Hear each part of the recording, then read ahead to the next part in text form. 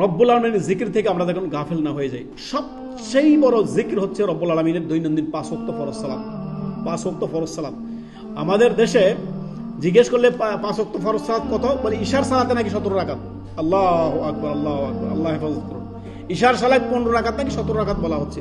এই রাকাতগুলো আসলো কোথা থেকে? সুবহানাল্লাহ। রব্বুল আলামিন ফরজ করলেন 4, এরা বলতেছে 17।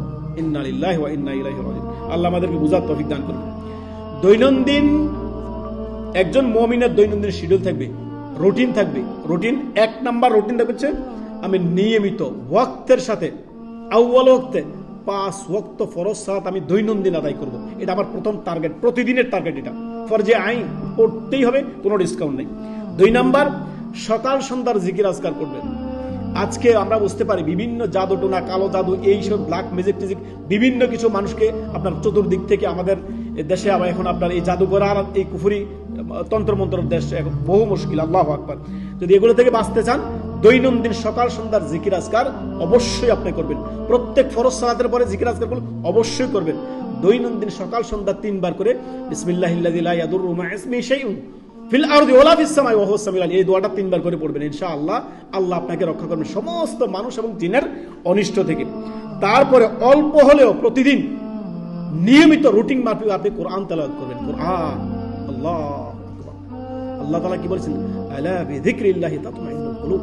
আল্লাহর জিকির, আল্লাহর স্মরণেই অন্তরগুলো প্রশান্ত হয়। আল্লাহু আকবার। আমরা জিকির মানে যখনই আপনার রাতে আপনার পরীক্ষিত বিষয়, অনেকেই বিছানায় যায়, ঘুম আসে না, এই দিক তো সেই দিক, এই দিক তো সেই, মানে কাজ পরিবর্তন করছে, ঘুম আসে না। কেন ঘুম আসে না? সে জিকিরও করে না। আরে ভাই ঘুম আসে না, আপনি উঠেন, 2 রাকাত ওযু করেন, 2 রাকাত সালাত পড়েন, কতক্ষণ কোরআন তেলাওয়াত করেন, দেখবেন এমনিতে চোখ লেগে আসবে। এটা পরীক্ষিত, একবারে পরীক্ষিত। আর ঘুম না আসলে আরেকটা কি, ওযু করেন, ওযু করে বিছানায় যান, আপনি তাসবিহগুলো পড়তে থাকেন, যা সূরা মুখস্থ সেগুলো পড়তে থাকেন, জিকির আজকার করতে থাকেন, দেখবেন ঘুম এমনি এসে যাবে। এটা পরীক্ষিত আমল। কেননা যখন আপনি আল্লাহর স্মরণ করবেন তখন অন্তর প্রশান্ত হবে। অন্তর প্রশান্ত হলে শরীর এমনিতেই ঘুম এসে যাবে। সহজ কথা, একবারে সহজ কথা। অতএব 4 নাম্বার বিষয় হচ্ছে আপনার ব্যবসা বাণিজ্য, চাকরি বাকরি, দুনিয়ায় সব কিছুতে আপনি সততা বজায় রাখবেন। সততা, আমানত, মিথ্যা খেয়ানত। সর্ব অবস্থা আপনি একজন সৎ চরিত্র বানাবেন, হুসনুল খুলক, উত্তম চরিত্রবান হবেন। কথা বলার ক্ষেত্রে, সম্বোধন করার ক্ষেত্রে উত্তম ভাষা প্রয়োগ করবেন। অতএব আপনি আপনার চাকরি বাকরি, হাটে ঘাটে মাঠে যেখানে যান না কেন, আপনি একজন আদবওয়ালা মানুষ হবেন, অত্যন্ত উত্তম